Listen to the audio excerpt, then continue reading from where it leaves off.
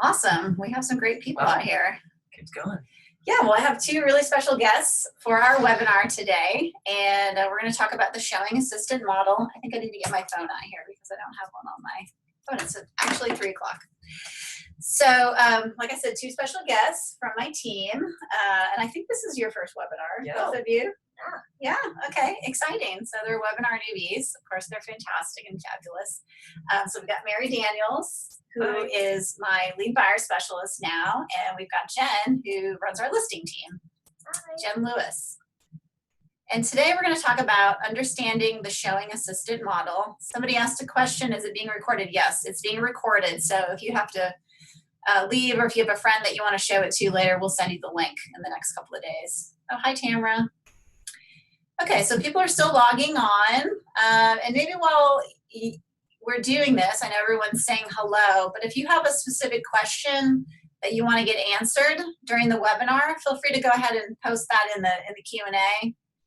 Write a question. I know some of you already submitted your questions, and hopefully we're going to answer those, but we'll just make this really interactive. So if you've got questions as we go, feel free to type them. Hi, Mickey. And if you got a question, just put it in there, so hopefully we can answer all the questions today. Let's see. Okay. Karen, Jody. Awesome. Blake Elder. Hi, Blake. Oh, hi, Blake. Already asking questions. Mm-hmm. Okay, great. So some good questions going on here. Yeah, so just feel free to jump in and ask those questions. And the way the questions work is that they kind of scroll up. So if we miss your question and you really want it answered, just feel free to post it again. So some really good questions. And the presentation might cover a lot of them. Yeah, and hopefully our presentation is going to cover all this. But if not, feel free to jump in. Okay, so we're just going to start the webinar. Let me get my clicker here.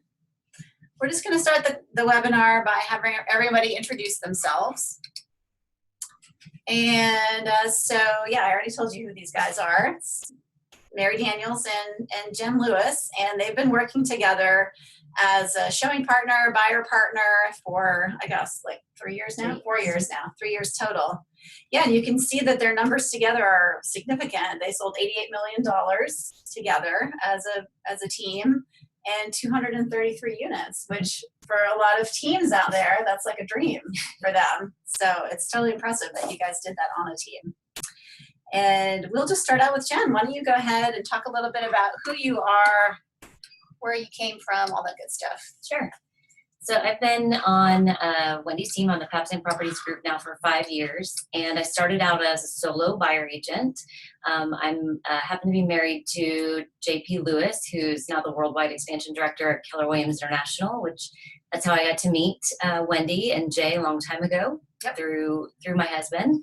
I do have 2 little kids, so I don't do this without little ones at home. So I know there's a lot of questions about balance and things like that.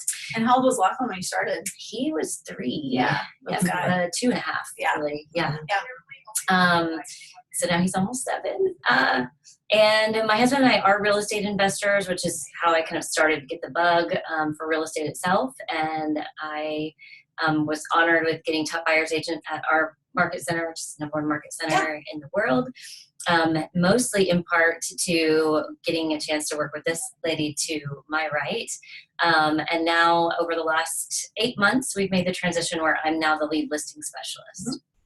Yeah, so she's a totally awesome individual, and it's been an honor to work with you for these last 5 years. It's incredible. Yes, incredible. So thanks for not leaving. Seriously, I wouldn't be around. Yeah, right? So, Mary, why don't you tell us a little bit about yourself? My name is Mary Daniels. I'm originally from San Diego, California. I grew up in real estate. So my mom's a top realtor. She's the little one in that photo at the very bottom. She's the shortest of all of us. She's so cute. Anyhow, she's the top agent in La Jolla, California. And so I kind of grew up with the bug and lots of world travel in between. Yeah. Actually, my luxury stint in real estate and Austin real estate. And so I've lived in Italy. I speak Italian for anyone who wants to send Italian referrals. And I worked and studied abroad. And then 3.5 years ago, well, actually 4 years ago, I met Wendy. Yeah, more than, in December, right? Yeah. 2013. Yeah, we met. Because I'm always lead generating for talent. And I had the awesome opportunity of meeting Wendy and was not even considered for another A year. 7 months. Yeah, almost a year. So, and then that's when I was Yeah. introduced to Jen and this whole model and jumped right at it.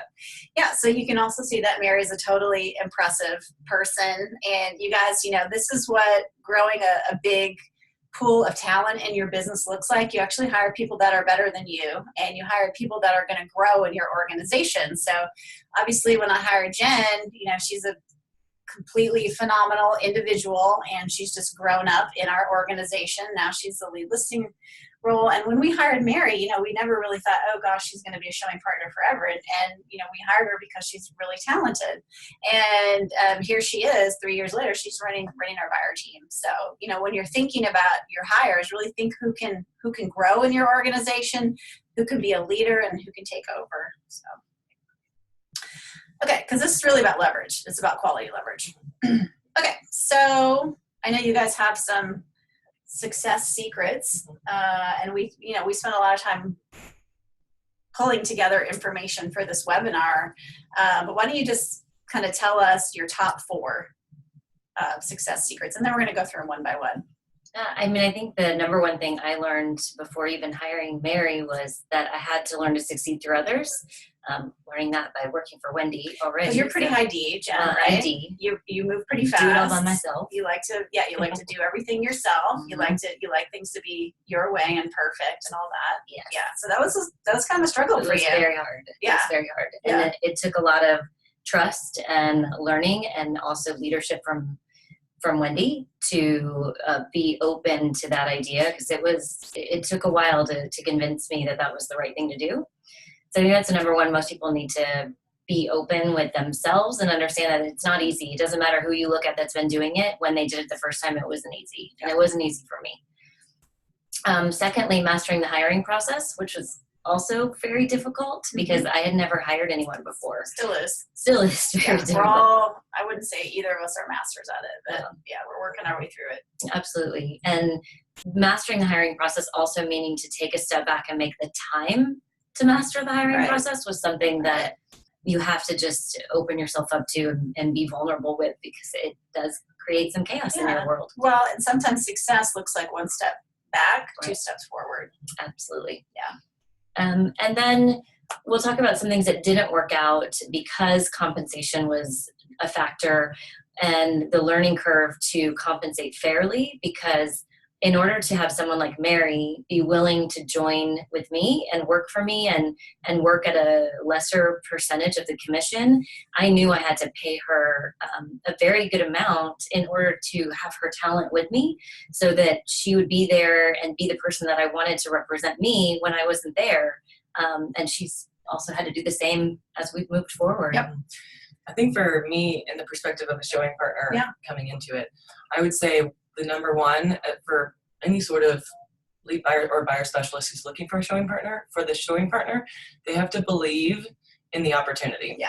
I think that's number one, because if they at all have any doubt in their mind that they can go out and do better on their own, it might not be a match right away. Well, let's dissect that. What did you say to her that, because obviously you've got years of experience, you're not 22 years old, you've been a luxury realtor in Vail and California. What did you say to her to get her to join? I don't know. What did I say to you? What did I say to you, Mary? Besides you were a redhead. No, basically Jen knew her numbers. She knew exactly what her numbers are. She knew exactly what, based on those numbers from the past year and a half that she had worked, a year and a half, almost 2 years without me, what she knew, what was in her pipeline to move forward, and what she knew what her goals were with her coach in order to sustain her business that she, in order to project forward. She knew her numbers. She said, I definitely can offer you X amount, and we can get you to this amount together if you bring in X amount more, and blah, blah, blah. And so there was definite compensation incentives as well as the belief in her business and her as a businesswoman. Yeah. And I think you got to anybody who's talent, when they come into your organization, you have to show them the vision, because anybody who's a really talented person isn't just going to be okay with the status quo.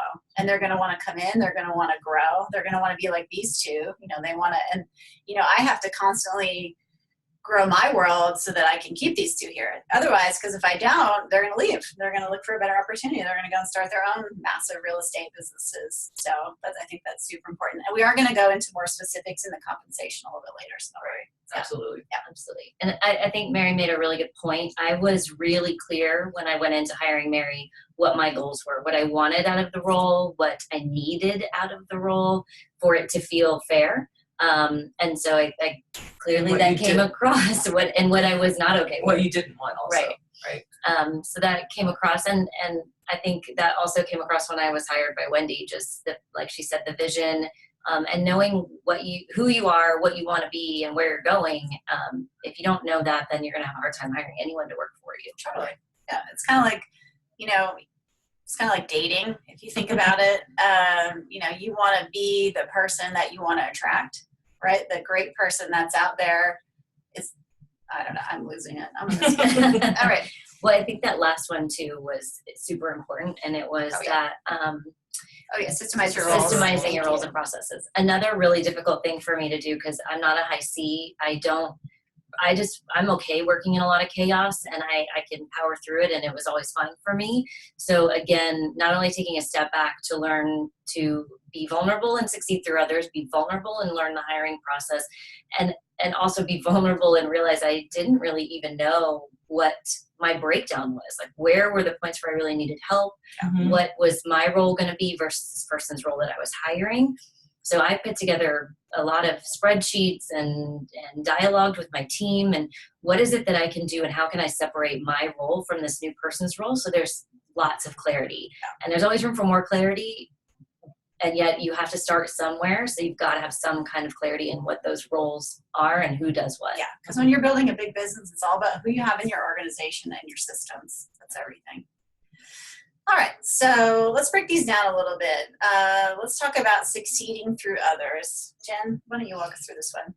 Yeah, I mean, as a leader on the teams, anyone who's listening, you wherever you are in your team, you have to be the person who sets the tone for the leverage, and help the person above you if they're not setting that tone, to really be open to having other people on the team doing the roles, and that you're going to hire appropriately for those roles. Because once you are learning from someone who's doing it well, I have the privilege of learning from Wendy, who's a master at leverage. And it started somewhere, start at home. Can you even leverage out getting a housekeeper in your house or someone to mow your lawn? And if you have trouble letting go of that, you're going to have trouble letting go of something that makes you money every day. And that's what I had to do. I started with letting go of housekeeping, letting go of lawn mowing, letting go of picking my kids up after school. Were you on the lawn, really? I was at my husband. No, but I wanted my husband to do something else, so I made him stop doing it. No, I never mowed a lawn. Sorry, I did not mow lawns. I mean, the inquiring minds want to know. No, in my heels. Yes, I think that was key, to just start little so that I could feel comfortable going for something that was a little bit bigger. And I think what that looks like practically in an organization is you want to send your leaders to career visioning, right? Mm-hmm. You got to give them the tools. I think a lot of times for those of you that are rainmakers out there, we go out, we do all this education, and we're spending all this money on ourselves, and then we come back and we just kind of dump it on everyone. But they need to be going out, they need to be taking career visioning, they need to be going to leadership seminars, things like this, if you want your whole organization to grow. Absolutely. Yeah. So, and for us, it's easy because we can go over to Keller Williams International and do that. But I mean, anytime anyone's teaching CV, your whole, I've literally taken my whole organization there before, because everybody on my team understands how important it is, the people that we have. Yeah. Absolutely. Okay. Well, tell us a little bit about what happens when your showing partner needs leverage, because you guys were working together, you're doing a ton of deals together, and then all of a sudden you look up and you're like, wow, my showing partner is a showing partner, right? Yeah. So first off, that's a great problem to have. Totally great problem to have. Yeah. So you have a lot of business. Yes. It was. It always has to go back to what Mary said in the beginning about knowing your numbers, and we knew our numbers, and I understood very clearly where my time was being spent, where Mary's time was being spent, and what we were really good at was not enough time was being spent on those things, which for Mary and I both, it was generating business and converting business. So if you can look at those and see that you've got a lack of time there, and if you had more time, then you can turn around and add more to the business. We just figured out what that looked like for us and said, okay, well then you need to stop doing 100, it wasn't 100%, maybe 60, 70% of the showings that needed to stop so that Mary could spend more time working on the business instead of in the business. Yep. And it's a fast lesson to learn when you hire talent. So a question here from Aubrey. What did your numbers look like at the time when your showing assistant needed more help? How many deals were you guys doing that? Well, that first year Over we 70. did 73. Yeah, so you're doing 74. 73. With just us two. Yeah. just us, Yeah. right? Yeah. And I think when you get to 5 or 6 deals a month consistently, even if it's 4 to 5, I think, and where your numbers max out. And for some folks on the call, I know you may have price points that may not match exactly what we're talking about right now, and you may need to do more units. Well, why don't you tell to make everyone up. what our average price point Yeah. is? Yeah. Well, when Mary It's hard. started, it was only maybe 300, Yeah, Around there. 275, Yeah. 300.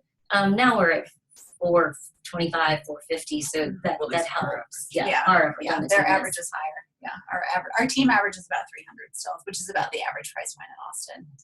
And I think it also depends on what kind of business are you generating. In our market, it's a lot of relocation business. So there's a lot of time spent up front with explaining what Austin is and where to go in Austin and putting maps together. And there's a lot more work involved in some of the business that we have here. So I think, you've got to look at what's taking the most time for you, no matter how many units you're doing. And if you can pay appropriately, for to have someone that's talented come on your team. I'm not talking about $10 an hour. We'll get into this later too. That's when you start looking at, if I could just spend 2 more hours a day lead generating and add another buyer to the business, what does that look like? And does that mean I can add another person to the business? Yeah. So somebody asked, would you pay for the education, or would you make your buyer agent pay for the education?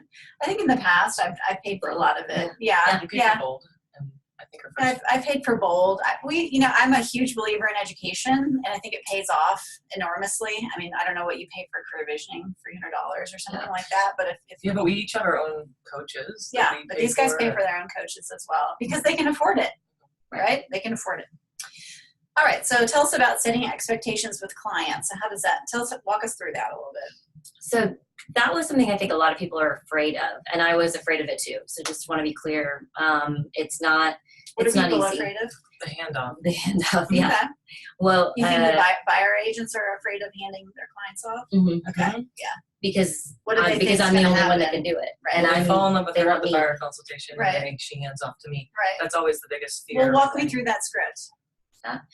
So Mr. and Mrs. Buyer, today we decided to work together, and you know what? I know that this market moves very quickly, and I've got a family, and there are other things, vacations that may come up. So you're not only going to get me, but you're also going to get my partner, Mary, because we want to make sure that no matter what my schedule is or what Mary's schedule is, that you can always get in and out of a property, and we can make that offer happen when you're ready. Right. And what do clients That's say? Oh, wow, we get get 2 of for the you? price of one. Right? Yeah. Bam, mic drop. Hello. Yeah. So do you guys Well- understand how that works? It's really about setting expectations and explaining the value proposition, because is a showing us partner a value proposition for Should be. someone? Yeah, right. Absolutely. Especially if you've got a quality showing partner. Well, and the other part from my perspective as a showing partner is the way you present a showing partner to your clients is really important during that first consultation. Okay. Mhm. Because you could really cut your showing partner's feet out from under them by the way you present them Right, too. right. So obviously we know language is power, and so using the right language is really important. So we always called my position a showing partner Right. and not a showing assistant, because immediately when you say assistant, the connotation in your head is I'm getting their number 2 Right. and not an exact partner. Yeah. And a lot of times Jen would say language like, most of our clients like her more than me anyway, so you're in great hands. Things like that right away in their heads are That's making true, them, right? well, I mean, She's funnier than I am. She that's is for funny. but once you get once I, as a showing partner, got even the most confidence, which doesn't take long after you show how many houses and show how many Yeah. clients, then it is an easy pass off. It's just that initial learning that language and really kind of sticking to it. And so did you guys script that, or what did you do? Yeah, absolutely. And confidence around it. Like if Yeah. I didn't believe that she was going to take good care of them, Yeah. then I can't say with confidence to my client that she'll take good care of you. Yeah.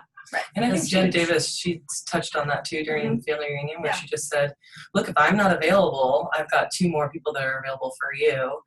And she's never available. She just doesn't tell them that. Right. But she basically just said Yeah. that they're there to help me show as Yeah. well. So it's an easy transition. It's a lot about the confidence. Well, I think it's just a lot of ego that people Mhm. have. So, and you know, that's not really what it's about. It's about the client. It's about client care. Mhm. So, okay. Well, so Jen, when did you know when to hire? Like what was going down? So I had a complete and utter meltdown. In the hospital. She was Yeah. in the hospital. I Who thought can relate? Raise their hand.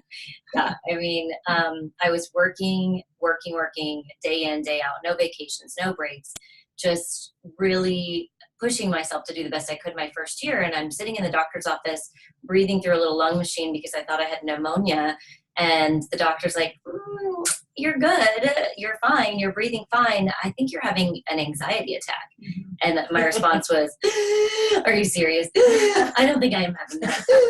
I mean, it was tragic, and I'm crying, and I called my husband to come pick me up, and it caused me to really take a step back and sit down with my husband, sit down with Wendy, and say, something's not right, and I love this job, and I love what I'm doing, and yet I'm falling apart. And Wendy explained to me very kindly that I had hit my ceiling, and I didn't understand what that was. Entrepreneur to purposeful ceiling. I'd maxed out on what I could do, and now I needed to figure out how to be purposeful to break through that place of regret and sadness and anxiety and sick to my stomach and not sleeping, all of that craziness that happens when you work. Yeah. 8 Yeah, hours. it's a lifestyle that's unsustainable. Unsustainable. It's Right. unsustainable. Yeah, exactly. Because, you know, here's the thing is when your body is telling you something, you should listen to it. And I think a lot of us, you know, especially those of us that are hard charging and we have big goals, we have the ability to turn that off. But really when you're feeling that overwhelmed feeling, that feeling, that sick feeling in your stomach, it means you need either a new person or a new system or both. Right. And that was really huge. So just the understanding, and there's a lot of questions about what to do numbers next. look Yeah. like? What was the ceiling? What were the for you? numbers looking like? I So the had question is, what are her numbers in that ceiling? So she know people are asking. I When did had she see them? done, by the end of the year, I had done about 32 or 33 units in 9 months. And that was all while learning just to be a realtor. So lots of everything all at once. I took bold and was probably working 60 to 80 hours. So Yeah, so you probably would have done 40 if you'd done a whole year. Right. And we talked about the home who's. So one of the things I always recommend for people is, you know, make yourself a not to-do list. And this is for everyone on the team. You know, the great thing about being in a little startup company is that you don't have to do everything. And you can keep the things that you like to do, and you can leverage away the things that you don't like to do. What's a not to do list? Well, a not to do list, Mary, is, so I encourage all my coaching clients to do this, to just think about your week and have a little, you know, notepad on your desk. And when something comes up that you're putting off, maybe you've put it off 2 or 3 times, then you write that down, because this is something that, you know, you're not naturally just doing. And the idea behind building your own business is that you get to do what you get to be in your, you know, you get to be in your 20% all day long. And so when you leverage yourself, even in this role, you get to, you know, leverage out the things that somebody else either can do better or that you don't want to do. So let's tell me about saving up 3 months of their income. What did you do before you hire that person? So with the anxiety that I'm sure everyone feels before they make their first hire and have someone else dependent upon them for their income, I wanted to figure out how I could have enough money in my savings account where if I had to just pay them out of pocket because I wasn't making what I wanted to make, or put that money back in my pocket because it was going to them, I just figured out what that number looked like and made sure that we had it saved so that I never had to feel the anxiety, even in the first month or second month of, wow, we don't have enough business yet because this person who's helped me, it's not going to be immediate, right? There's training that they go through. There's time that they have to spend learning how to lead generate, learning how to show properly, learning how to close properly. So you may not see an impact in your business for those first 3 months. And if you don't see an impact in your business, but you see an impact in your wallet and you haven't saved, then it just adds to the anxiety and also I think to the level of training that you give that person. Absolutely. Well, and adds to the anxiety of the showing partner too. Yes, of course. Yeah, they're not making any money. Okay, so let's talk about, and we are 25 minutes into this, so Okay. we need to move Yeah, let's- quickly. Okay, so tell us about hiring the right person. You want to tackle this one, Mary? Sure, and I learned this a lot in being hired by Jen. So first off, you definitely want to take whomever you're going to hire through the career visioning process. At the time, it was Recruit Select for me. And truthfully, I didn't really make the grade when it came to the AVA. If you look at me on paper at the time, I didn't have any That's sort not of high. everything. No, I know. But Yeah. if you just took that only Mhm. as part of your hiring process and said, no, she's out, and didn't take me through the whole process, I may not have been hired. That's why CV is important. Right. Yeah. That's why career Yeah. visioning is really important, and that whole process is extremely important. Yeah. So, and just know that Jen took me through that showing partner as a showing partner through the career visioning, and then we have it in our model that the next time that we hire a new showing partner, that showing partner takes the career visioning classes and takes that next person through the Yeah. career visioning. Yeah. Leveraging out. Let's see, lead generate for talent. Yeah, well, that's pretty self-explanatory. Always looking for Yeah, we're always always looking for great someone. people. Right. Yeah, we do that on our team. If you guys are a rainmaker and you don't have that culture on your team, I Right. strongly encourage that. Right, and you definitely want to look for talent. We always talk about talent and over this and over that.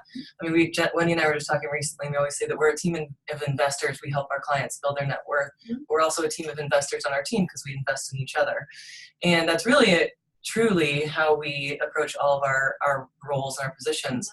And so I would encourage that as well in this model. I don't know if I would have stepped as much forward if I hadn't been invested in when it comes to we'll talk about what comes with the role as far Right. as 401s, as far as 135s, as far as pay compensation, and as well as seeing the opportunity of working under one of the top buyers agents Yeah. in the entire market center. So I mean, what was it worth to you to do, 70 transactions your first year? I mean, that's I mean, incredible. huge. Yeah, that's unbelievable. Right. You come out so well trained. Right. Yeah, it's like going on 70 listing appointments. and that was more important to me than the actual compensation. Absolutely. Okay. So real quick, who's right for me? I mean, I know you talk a lot about matching work ethic. You want to be with someone who's going to work as hard as you are, a team player, cultural fit for the team, someone who can support you with personal and work goals. You do a lot of that. So, Right. I mean, that's the nice thing about being on a team and having a partner. You go on vacation, someone can support you. If you need to, pick up your daughter from school, so that person can help you out with some of that stuff. Not that you're a personal assistant, but yet if you had a daughter, Jen would pick up your daughter too. Well, I honestly knew in the beginning how awesome this opportunity was to learn. I knew that I didn't know anything about Austin real estate. I knew real estate, but I didn't know anything about the Austin market. I knew how quickly it moved. And so I wanted to learn from her. And I had heard from her that her last showing partner was giving her job back, wasn't a team player. And so in our success, I should say, what really worked for us was we really took on the same goals. We actually had a retreat together, had the same goals, and we really wanted to work for that. And part of those goals was Jen had a personal 135 in that I wanted her to have time back with her family that she had missed out on the last year. And so that was also part of my goals, and vice versa. She wanted me to make more money, and she wanted me to have a life as well. And I think that's a real has to be a win-win. synergy. Yeah. And I just want to jump back. Somebody asked the question, can you explain the process of career visioning?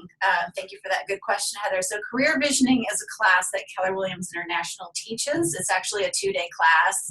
So it'd be completely impossible for me to explain what goes on in that class in the next minute. So I would encourage Heather, if you haven't taken the class, then definitely sign up for it. Or you can go to kwconnect.com and you'll see a lot of information about it there too. So yeah.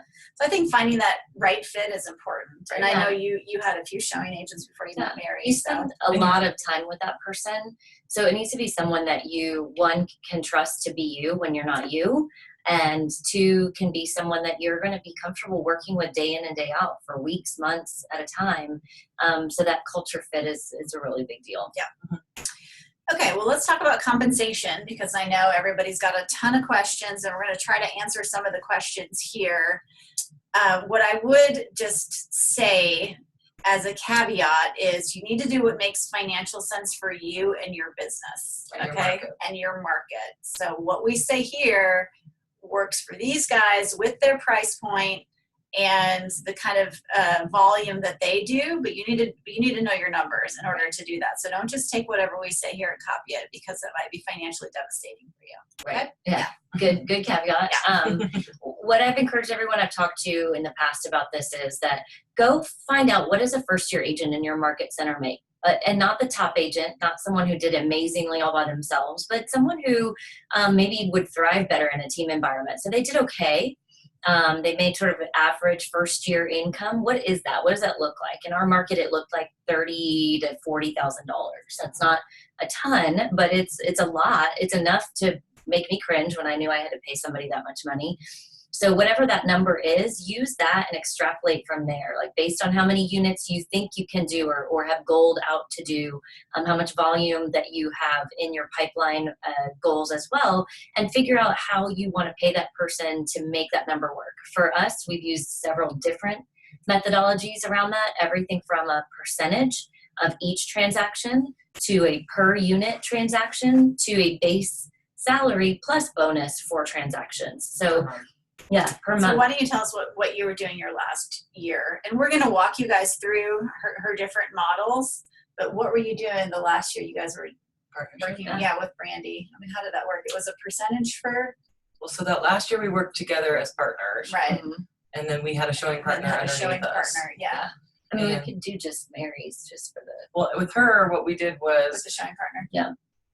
we gave her a monthly salary. It was like It's like $500. Oh, no, $3,500. it's $2,500.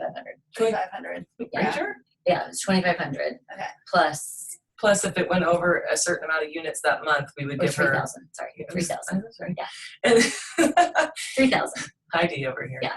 And then if it went over 6 units in that month, for every unit over 6 units, we would give her $250 extra. Yeah.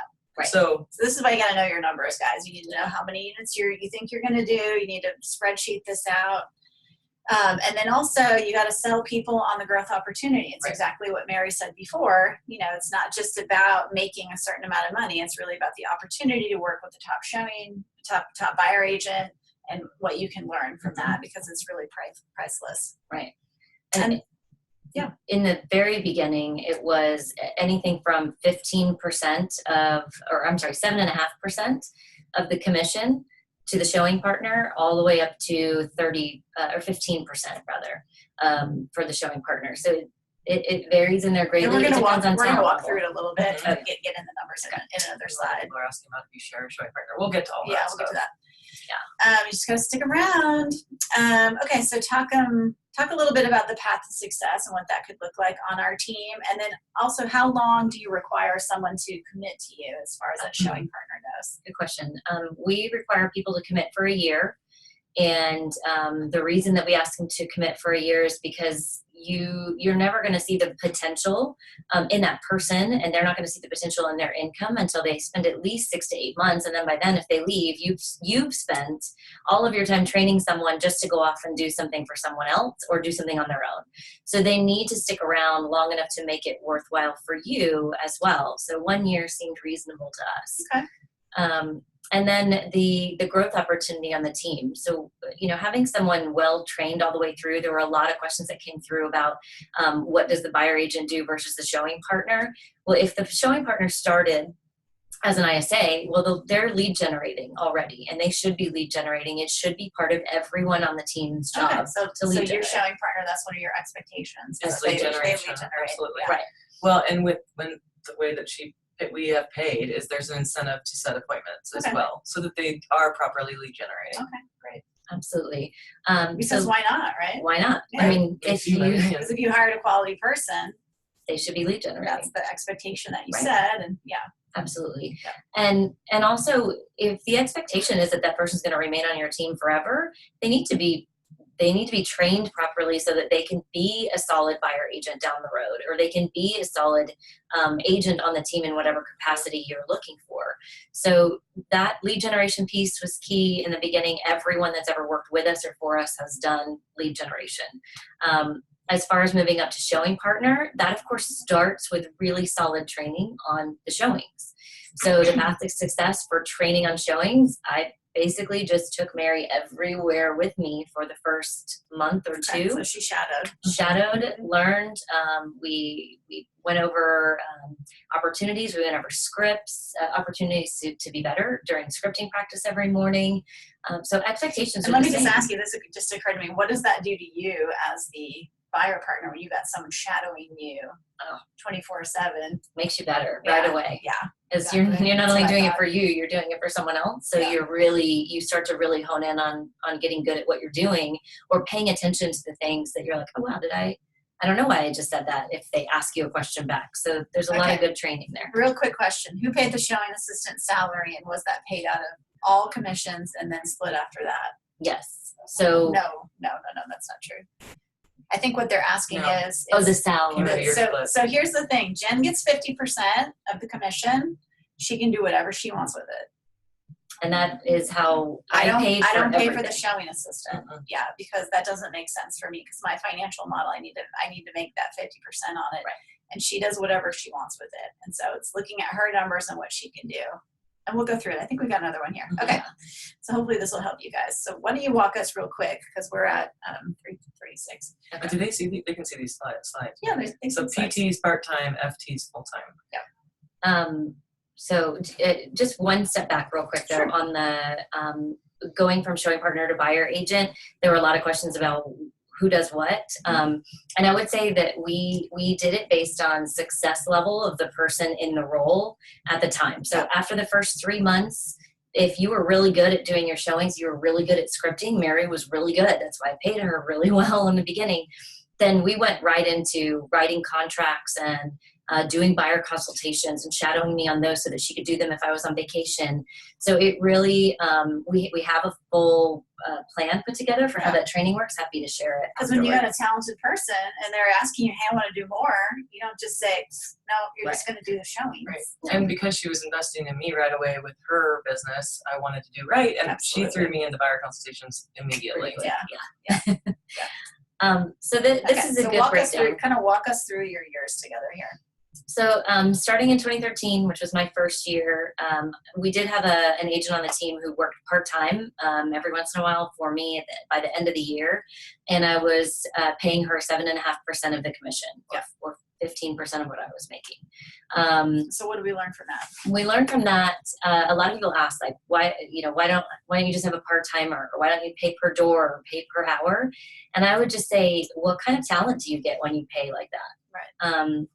I think one of the things we learned is that, we realized, I think your first 2 showing assistants, I hired them for you. Yeah. And I think that was a huge mistake. And I'm so glad. And again, this is big leadership from the top, right? Like, it was a conversation that we had, and it sounded great. Yeah, we talked Right? about it. Yeah. My team lead is going to hire a showing agent for me. Yeah, Yes. well, also, you were so busy. Too busy Right. to hire. Too busy to hire. And then it happened, and it didn't work out very well, because this person they were matched better with Wendy. They thought of Wendy as their leader. And it definitely impacted the way that the relationship was built between that person and myself. And that's our fault. That was all on us and what we did wrong. But the great thing was we got the opportunity to learn from it.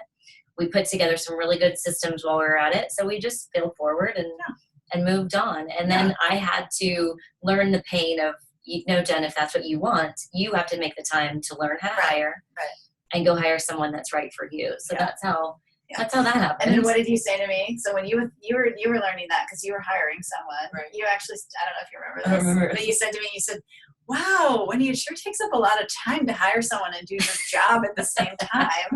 I don't remember that at all. Yeah, I know. I wrote it down. It was a lot. Yeah, it's pretty funny. Yeah, but that's the truth, right? Right. It's like you got 2 jobs, Right. And that's the hard thing about growing your business. You have 2 jobs at once. Two jobs. Okay, Right. so tell us about your number 2. Yeah. So number 2 was a full-time hired by Wendy, total commission. He made about $36,000 that year, which, like I said, $30,000 to $40,000, not bad. He did okay. And he was a younger guy, and he was just out of college. Absolutely. And he did a lot to help me learn what I wanted and didn't want in that showing agent. So again, you just kind of have to keep building that for yourself as you move along. There are certain aspects of everyone's job they like better than others. So you may disagree with what my breakdown with Mary was. And again, we can share that afterwards. So then I realized you get what you pay for, right? And I needed someone who was more talented, who could take more off my plate faster. And that's how I ended up hiring Mary. And Mary came in, went through the entire process myself, all that painful time that I had to set aside to hire. It turned out to be a win-win for everyone all the way around because she's still here. And so I knew when I was hiring Mary that she had made a certain amount of money in her past job. And if I couldn't at least compete with that amount of money, that there was probably not a good opportunity I was going to get her to come work with me. So I raised the amount of commission that I was giving her, which was scary. I mean, it was not easy to do. And yet at the end of the year, I made almost twice as much money as I did the year before with lesser help. So it really worked itself out. And Mary made more money than she did in her prior job that first year. She gave me incentive to bring in what my own incentive business. was that? It says, how do you compensate if they're lead generating and they produce a lead that converts? So How do you pay her? basically, by the time I brought in, the expectation was I always received 12.5% Mhm. until I brought in $2 million to the team, and that $2 million she raised me to 15%. Right? You guys hearing this? This is high standards, right? And then if I She's got brought to do in, $2 million on her own, right? Yeah. That's the standard. Like you got to bring $2 million to Yeah. me, and then once you do that, that's the baseline. Mhm. Then you get bonus for that. right, and then if I brought in another $2 million, was another or was it $3 million at that point? I think we went with everything that was your sphere after that. Was Everything, yeah, anything that I brought in after that. So the base, if she brought it in, was 12.5%, but if I brought it in after that, it was always 15% for any lead I brought in. Yeah, so that was big incentive, especially for you because you probably have the highest price point on the team. Mhm. You know a lot of well, you do. You know a lot of successful Yeah, and people I was moved here able from to California. make a so, good portion of yeah, it was my. a good chunk of that, right? Right. Yeah. Okay. So that's great. So you made about 65,000 that year, And I was 100% commission, so there was no right. Yeah, salary salary. on that. Yeah. And then, so do you pay all your MLS dues and everything? Yes, Okay, all that. Yeah. any market center dues, everything. And And I did have a coach, and I did share a lot of the learnings and what was happening with Mary. So she didn't have her own coach, and there was no additional money going out for that from her and I, other than me paying for the coach. But I wanted to share all of that learning. So we spent a lot of time sometimes on calls together, and going over what the coach had told me to be doing, plus what coaching I was getting from Wendy. Mhm. So a lot of shared learning was still happening, which I hope was of value as well. okay, I think this is a great question. This is huge. Do you still pay your showing partner if you show the house the buyer buys? Yes. So this was I'm so glad you asked that question. This was probably the hardest lesson that I learned from going from the first full-time assistant to Mary was when that person and I didn't feel bought in with each other, I was withholding, and I was cherry picking what deals I wanted him to work on because of something like that. Well, if you didn't do work on it, then I'm not going to pay you for it. And it started to create this huge level of resentment between the two of us. I didn't think he was working hard enough. He was feeling resentful towards me for taking money out of his pocket, is how he felt. And it just made a big mess of everything. So the way that we worked it out was, it doesn't matter. If she's on vacation that weekend and I'm the one that showed the house and they go under contract, it doesn't matter. She guys still are gets all the in. same percentage. Your team. Exactly. Yeah, and there was All a in. point when I only spoke to a client all the way through, or Jen spoke to a client all the way through, but we still kept our splits the exact same because it was fair. It's teamwork. Right. Yeah. The thing I tell people there is, if I hadn't had the help, how could I have ever done that other deal by myself if that other person wasn't there doing the deal I didn't want to work on? Yeah. So it's only fair in the end to just pay a straight commission. Yeah, I think that's huge.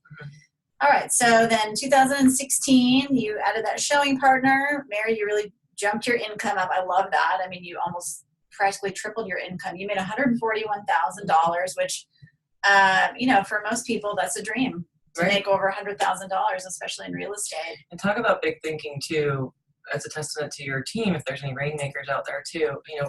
Jen and I at the end of the year, because the model for us really is a 1-year commitment for these showing partners. However, Jen and I still felt like we still had work to do together. Yeah. And so we basically turned to each other and said, let's increase our goals so much though that we can also get a showing partner on our own. And Wendy said, even though she's the model of MREA, I'm not sure why. And her husband wrote it, by the way, if anyone didn't know that. Anyhow, It's a good book. she said, go for it.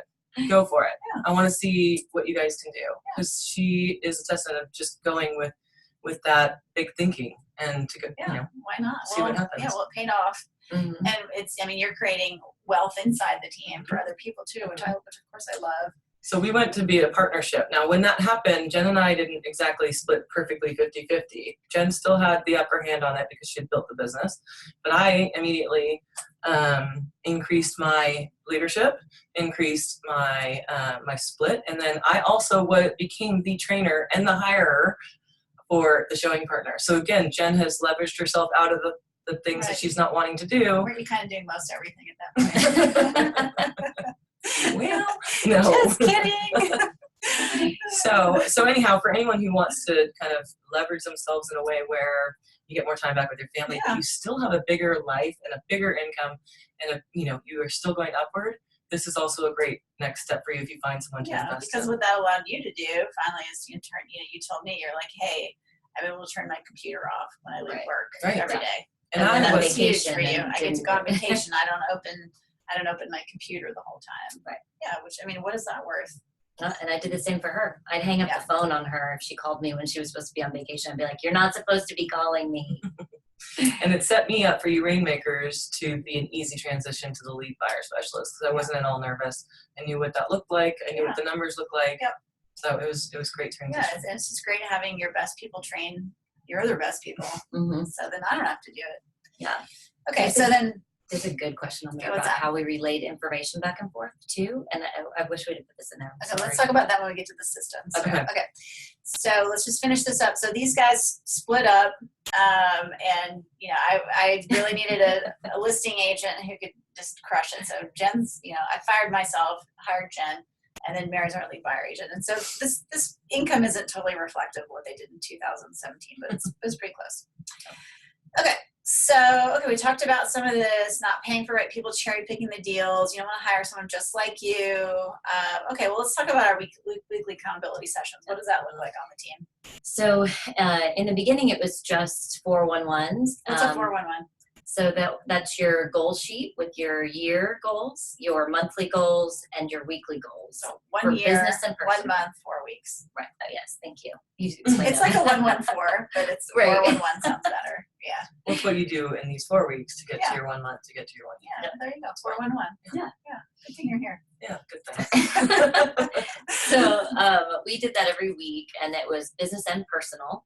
And I shared mine with Mary, and she would share hers with me. Now, I did my 411s with Wendy, and I did Mary's 411s. Again, though, she knew what mine were. I would share all of that with her too, because again, like we said, it's important to And how long does this buy-in. take? 30 30 minutes. minutes. Yeah, so it's like a quick coaching call Mhm. with your people, except it's face to face.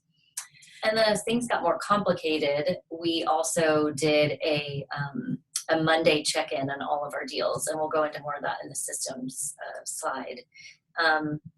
So I'm really not yeah, not training properly is always a big mistake, and I think we learned some lessons about what to train for up front versus at the tail end. But that comes, some of that's a little bit of failing forward, and asking around who else is training, who else is doing this, what are you training for up front. And they still need to be a good all-around agent. So basic training on everything, going through all of Ignite was an expectation that I had for Mary to do in the beginning. Yeah. And we had our showing agents do as well. And don't miss that part that's talking about expectation setting when it comes to Yes. career visioning. Yeah. Because that's a huge deal. I mean, John Davis takes that extremely serious when he's hiring people, and I think everyone should. Because I know exactly what her expectations are, how to win with her, and how to lose with her, and vice versa. Yeah. And if I didn't know how I would lose with Mary, especially because we're not the same disc, which is probably the easiest thing to explain right now. And you don't really necessarily want the same disc person that you hire. So if they're not the same as you, they react to things differently than you do. So you also need to know what the other person has to say as well, not just what I want. And that's part of what hopefully you'll find out in the career visioning process. But I do think that's really important is because especially in this role where you're a buyer agent or a lead buyer agent, you're just blowing and going. I mean, if you're very good at this role, you have a lot of speed and you have a lot of drive, and you're going to come in and you're just going to dump stuff on this person and you're not going to take the time to do all this, and then that just blows up. So it's not good. Yeah. All right, so let's talk about some of your systems for success here. Yeah, I mean, I think the number one thing that started us out really well was that stepping back and clearly defining the roles. So I had a spreadsheet that said what the BA did versus the SP, so buyer agent versus showing partner. And sometimes it was both. So if it was both, then we both needed to be trained on it so that we could both do it, or some of that came as training for later. And so when we send out the link to y'all, we'll send that out. Yeah. Okay, Yeah. So we'll send that out to you. Yeah. And I'm sure you'll have a lot of questions about that. We just don't have time to go over all of it. Right. Yeah. And with that defined roles, our role got more defined as we kind of got further into Sure, our of 30, course. 60, 90, Yeah. 6 months, 1 year. Yep. And so. Well, tell us what the 30, 60, 90 is. Like, what does that mean? Checking in. Well, I mean, just as we were investing in each other, like we said, Jen and I would check in, or anyone, me and my new hiree would check in after 30 days to make sure that they understand the role, that they're not feeling overwhelmed, that, even after 30 days, and there's an expectation that we set in those 30 days of what they need to learn by then. These A lot are of the that's things you got to be here. Ignite Yeah. in the beginning. Yeah. And then 60 days, it's like, okay, well, we've talked to you about how to write CMAs. Have you gone out and sought out how to write 10 CMAs? All right, if you haven't and you need 2 more to go, okay, bring me 2. But it's just checking in to make sure that the role is clear, because after 90 days, the expectation that is set is you are ready to show property without me. Or at 90 days on our team, if you make it to the 90 days, then you're in. Right. Otherwise, it's really like, you know what, you're not in. Right. You're really not in until the 90 days are up. Right. And so then at 90 days, we have that conversation. Hey, you know what, I'm sorry you're not meeting expectations. And then they're gone. And during the career visioning hire, right when I tell them about the 30, 60, 90, because you have to set those expectations upon your initial hire, I basically say you're choosing us as much as we're choosing you. So we'll check in to make sure you're happy, because we want to make sure that this role is right for you as well. Yep. All right. So we do have quite a few things. I want to, we talked a lot about this. Okay with chaos. We talked about the ego thing. One more system that's not on here. But, I think the most important thing that we added to our systems, probably later than we should have, is we had a whiteboard in our office that had very clearly defined what contracts were written, who got shown property, what clients were in their option period, which for us is inspection period, who was closing that week and needed a walkthrough. Because when you start adding people to your team, that chaos element becomes very apparent very quickly. So we needed something fast and easy, and that was the easiest way for us to come back together Monday mornings, just get really clear about what happened all of the week prior, what's going to happen in the week coming up, get on the same page about who's doing what, who's available to do that walkthrough, who's available to do Set of inspections. Yeah, and that was really huge. And a lot of people just do fly by the seat of their pants all the way through, which we did in the beginning, and we found out that creates a that whole doesn't other help. level of anxiety. Yeah, And I can take a photo of that whiteboard and put it in this folder that you're Sure, sending why out not? if you want. Okay, so what this one says is really right at the beginning, most of your business was from the team, and then now it's about 50-50. And that's really our expectation now. I mean, Jen was my first, not my first buyer agent, but my first one who took a lot of the buyer agent business away from me. And so that's really our expectation on our team, is about 50% of the business comes from the team and 50% comes from you. Okay, so I know you guys get this question a lot. Yeah. why be on the team? Why be on the team? Well, the I'm- fabulous leader, of course. Obviously. Yeah, I mean, I think, if you can't sell why you're on a team, then you're going to have a hard time selling it to somebody else. I really enjoy the accountability. I love the big thinking. It has expanded my mind extremely. Not a lot of first-time agents come into it thinking with the mentality, and right away Jen was like, oh yeah, we'll do 5 deals a month and this is how much you'll get paid and blah, blah, blah. And as the way that I grew up in real estate was not that way. It wasn't about the business. It was, okay, we have something in escrow. Great, let's hope it doesn't fall out, and we never look at what that looks like at the end of that because we'll jinx it. Like, that's literally, it was not a business plan. And so the ability to learn how to make it a business, it's a very much the Gary Keller way, was enough for me to say, okay, I want to learn how to do that to set myself up for success, whether it's on this team or somewhere else. But on a team. Yeah. Right. Yeah. And then, I mean, I think having all the administrative and client support is huge. and the post-transaction 33 touch items that the team does on the database. Let's talk about the vacation because I think that's huge. Somebody's just Take a jumping vacation. in there. I mean, I know there's people out there who have literally not taken a vacation, or every vacation you've ever had, you're checking your email the whole time, right? I mean, that's true. And so, is that really true? I mean, can you really do that if you have this going? Do you feel comfortable leaving and just saying, Yes. I'm gone? Yeah. Absolutely. Absolutely. And not even vacation. I mean, I got the flu, the terrible flu that's been going around all year, in January, and I was out. I mean, I was gone for 5 days. There was no working, not even if I wanted to.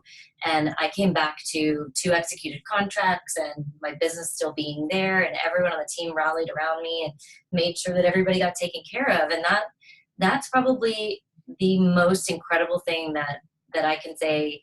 I wake up every morning and know that that's there. Like it helps me sleep at night. Well, and when I first started with Jen, so she hired me, so I started the career visioning process with her in mid-August, and I wasn't hired until end of October. So just that, let you know, shouldn't take that long. Yeah. We did a month, and then I asked for an extra month to say goodbye to my blah, blah, blah. So anyhow, I got hired and started with her in October. In November, she went to Mexico. Yeah. So I say to y'all is really the hiring process is more important than maybe everyone's putting their 2 cents into. So she trusted me immediately off of that time, or it was a testing time. And right away, she went to Mexico. The place didn't burn down. And then she went to family reunion. And that was the first time she said, like, she really began to trust me outside of it in February, because I got 2 transactions under contract that time. Yeah. Right? Yeah.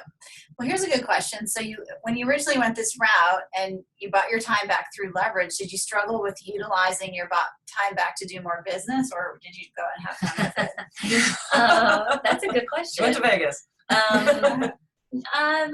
I mean, honestly, I think my time back is the fun that I have with my family that I was feeling like I was missing out on. I definitely felt more comfortable taking more vacation time than I had before, and maybe not even so much more days as actual vacation where all I did was my vacation. So a little bit of both. It definitely allowed me to spend more time doing lead generation and lead follow-up, and to close more business for our team, and it allowed me to take more fun time. So it gave me both. Yeah. I think this is also a reason to be wary on the model where you're just paying someone per door. Right. Yeah. Right, because this model that we're talking about would give you that time to relax on vacation. Exactly. Whereas I think per door, you're not putting there's not enough investment in there or trust. Yeah. Well, and I just worry about the quality. Right. With the pay per door. Yeah. But that might work for some people. Right. I don't want to Right. dissuade anyone because leverage is leverage. Right. Okay, so let's talk about this last thing. So obviously bigger thinking, we've got a Millionaire Club, we have a lot of fun together, the opportunity to do more and be more. We've talked about all that, but talk to us about like, why don't you start your own team and just make more money that way? So I can't tell you how many people ask me this question, and Wendy just laughs now because it's just per usual. Why do you stay on the team, Jen? You have such a big business, you could leave. And Mary now gets the same question as well. And I actually have been thinking a lot about it. And at Family Reunion, I had a huge aha when I was sitting through an operations type of presentation. And I make more than 30% profit. What does Wendy make when at the end of the day? Yeah, about 25. Yeah. So I'm out of sales. So yeah. Right. So it really hit me hard when I thought about it from that perspective, instead of what are my splits? Where's all this money going? And look at how much money that we made, but yet so much money went away. Like, these are the things that run through people's heads. And I know it because they ask me, and I've asked myself. And I've been honest about that with Wendy. And really, at the end of the day, if you're making 30% or more on a listing, or 50% on a buyer, and you're not the one owning all of the business and all of the payment of the administrative team, and payment for rent on your office space, and payment for business cards and signs and calling systems like Mojo, and I mean, the list goes on and on and on and on. I don't have to worry about any of that, and I make the same amount or more profit than Wendy does at the end of the day on the deals that I'm working. So why not, actually, is now my question. I mean, I always thought maybe I want your job. Yes, I love that. Okay, so this is my plug.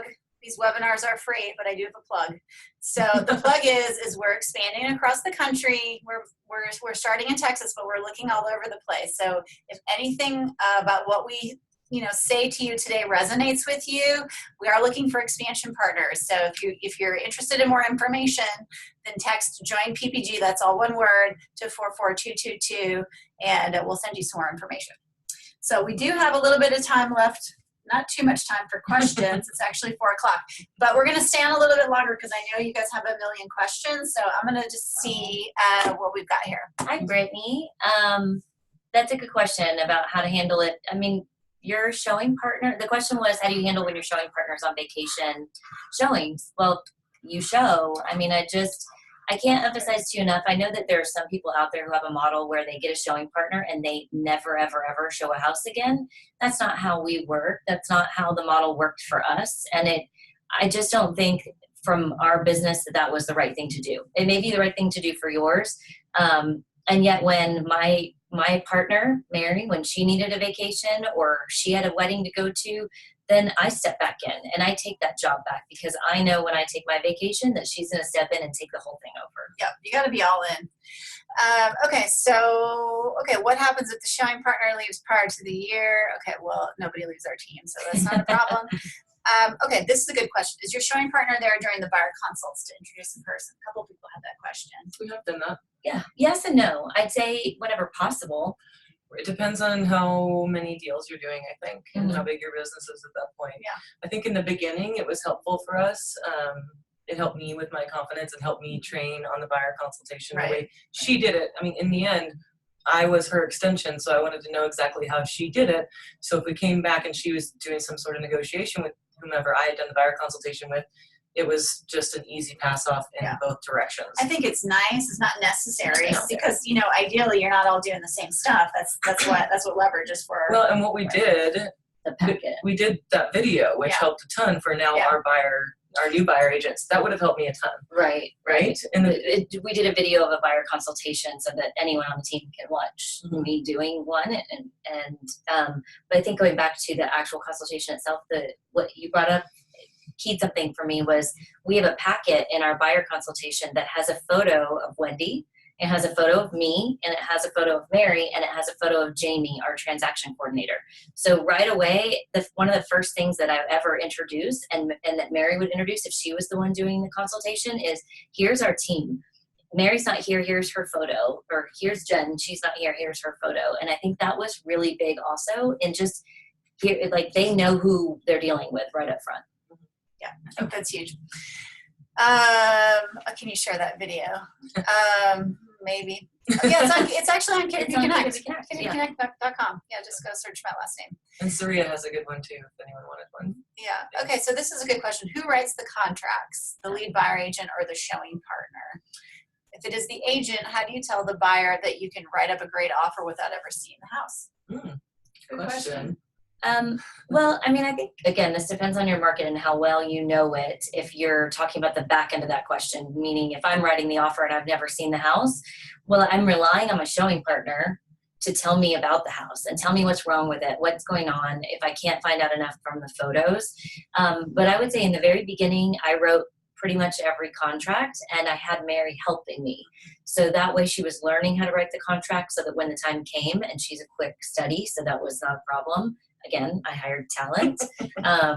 It didn't take long. I mean, it's a fill in the blank contract. So as long as you teach someone how to do it properly in the beginning, they can do it pretty easily all the way through. And that's part of the training program too, for anyone who's building a buyer team. It's a great way to train someone as well. It's usually at about 6 to 9 months in their year. We're really kind of pushing them into writing their own contracts. Yeah, that last question is a good one too. A list of things to look at during the showing. Read the question. So Jennifer says, do you give the showing partner a list of things to look for at the showing? Absolutely. In the beginning, I was showing, and I would either do mock showings with Mary and tell her how I would have shown her if she were the buyer. Like a mock showing, is that called a mowing? A mowing, yes. I do a mowing. And then that way she knew what I was looking at, and I would expect her to take notes. That was pretty good. I would expect for her to take notes so that then she could turn around, and this was part of our 30, 60, 90 training. I made her take me out as the buyer and show me a couple of houses so that we could work on what is it that you're looking at when you're showing property? Because it's not just about opening the door, right? There's a whole lot more to that. Jen made sure that my scripts were on point, my objections were, I was able to handle my objections properly, and that, I could mirror and match and I could build rapport while still opening up the key and not be awkward, and everything that would be a good extension of her. Inspect what you expect. Right. Exactly. Yep. Gary said that, not me. Okay, so we got a lot more questions here. Okay, several people have asked about one showing partner for multiple agents. Do you know anything about that? Because we've never done that. We've never done that on our team. Well, we're doing it right now a little bit, but yeah. Here's the one thing that I would encourage people to think about there, and I've already worried about it because I am sharing Mary's showing partner right now because I still have a couple of buyers I'm working. Is at the end of the day, if both people are busy or all three people are busy, who gets that person's time first? And that's why it just didn't seem like it would make sense for us as a long term. I don't plan on showing buyers in the future and stealing Mary's showing partner.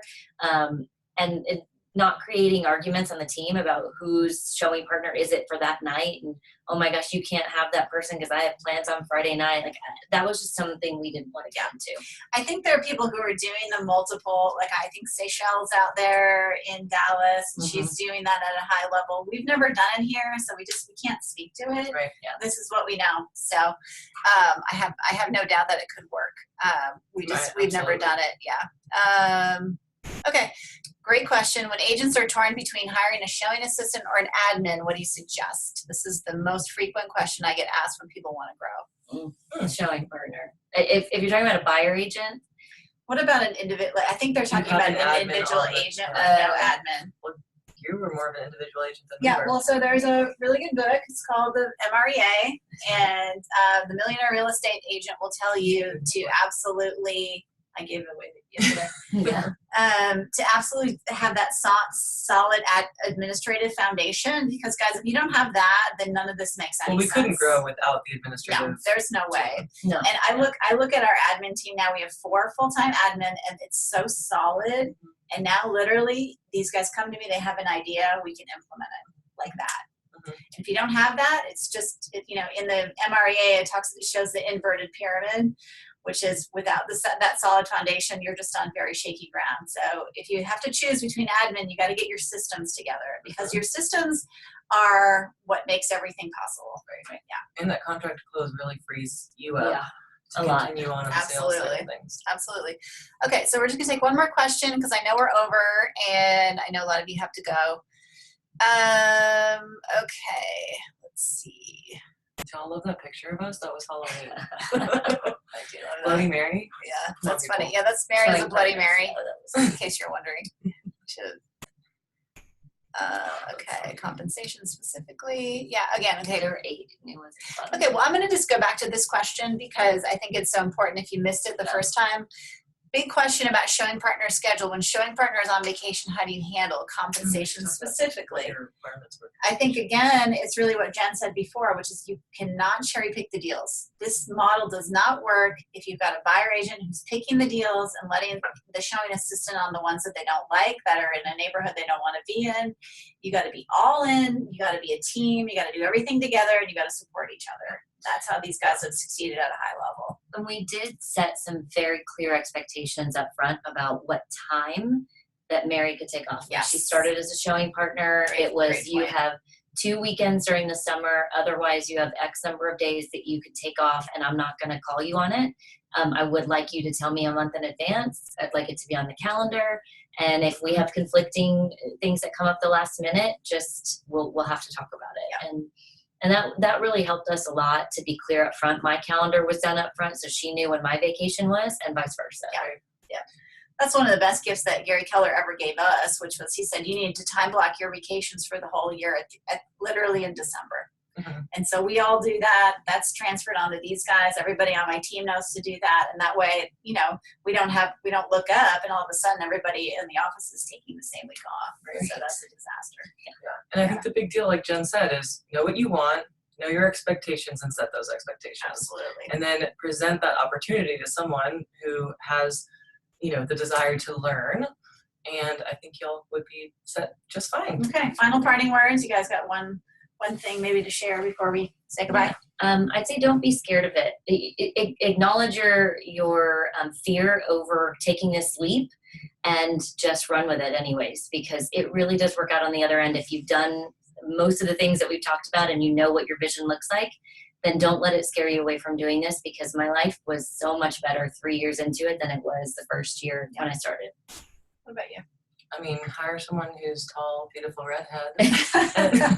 No, I would say Mary's looking for a date too. anyone. No. I would say honestly, like Jen said, don't be afraid of it. Yeah. Set high goals and know that this model can enhance your life and your business. I mean, Jen has only been on an upward trajectory. And your showing partner. And I've only been on an upward trajectory since the very beginning. So don't be afraid of that, and don't think it's going to take money out of your pocket. It's only going to add to it. Think bigger, people. Yes. All right. Thanks for tuning in, and we'll catch you on the next one. Bye. Yay!